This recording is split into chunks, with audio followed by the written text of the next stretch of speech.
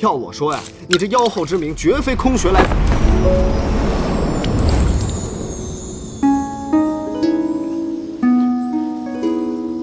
你干什么啊？这是圣国上巳节的习俗，柳枝沾露，伏羲去灾。我从来不过节日的，这种东西对我来说没有意义。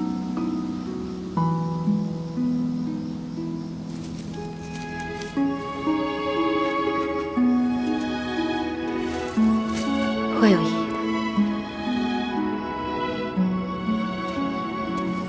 仪式都完成了。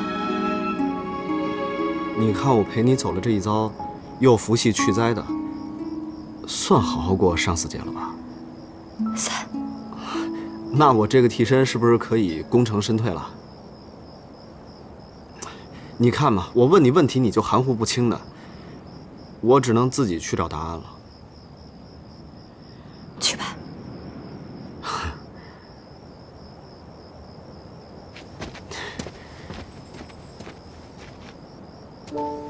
我真走了。嗯。